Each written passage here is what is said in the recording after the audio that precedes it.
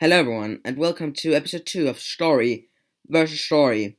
And today it's Love and Monsters versus Spearhead from Space. Yeah, I think it's quite obvious which one's gonna win, but let's do this anyway. So, yeah, Love and Monsters, one of the most hated Doctor Who stories of all time. And I think almost every single fan thinks it's terrible, but I have heard a couple of people say that they thought it was amazing. And one of those people was my dad. He loves the story. Personally, I think it's really bad. I really don't like it. Like huge plot holes. Like how could the Observer Love just be like a human one moment, and then without an explanation, he's like the Observer Love. There isn't any explanation. It's just like, was he wearing a suit or anything like that? Then he would like, yeah, that doesn't make any sense. That's a plot hole and other stuff that just doesn't really make any sense, really. Um, yeah, and then quite a ridiculous plot. Has a couple of good elements, but Rose is just really annoying, and she's only well when she gets into it in like the only scene she's in, she's just rude and annoying. And so is the Doctor. He's really bad in this, but he's hardly in it really because it's a Doctor Light story, and we follow the gang thingy, the people that are searching for him, and they are all right characters, but they're quite annoying. Um, yeah, and the way like the jokes, especially like one of the jokes towards the end, is just really bad. Like the humor is terrible in this story. Really bad jokes and stuff. Yeah, personally don't really like that. And I do think the Observer Love is one of the most ridiculous things ever. And the fact it's called the Observer Love.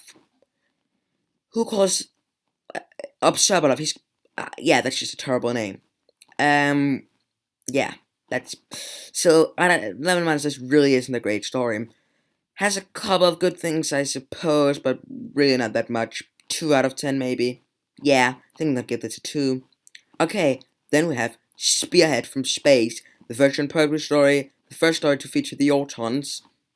And yeah, this story is a fan favorite. Most people give it a 10. Personally, I find it overrated, but it's a really good story.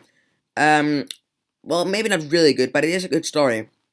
I have a couple of issues. Some of them being like that it like the background music is extremely annoying. I know it's a tiny thing, but it's just extremely annoying. And yeah, I know a lot of people like it, but I find it extremely annoying. Yeah, the Autons are good, but yeah, I like the Autons, even though it's quite obvious when like the general guy is replaced by an Auton and stuff. Yeah, that is quite obvious that he's an Auton and stuff. But yeah,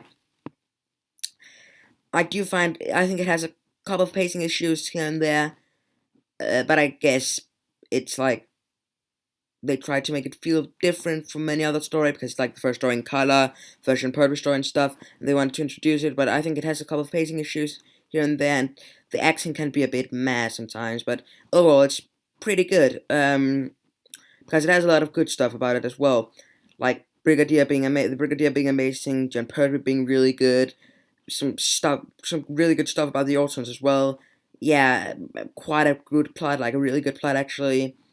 And yeah, I'm gonna give it a 7. So overall, Spirit from Space wins by miles. Really, Blind Mantis just isn't that good. Tell me what story you want me to. Well, what 2 stories you want me to make battle, I suppose. Well, what 2 stories you want me to do as like a video like this and next? Tell me that in the comments. And apart from that, have a great day, and I'll see you next time, everyone. Bye, everyone.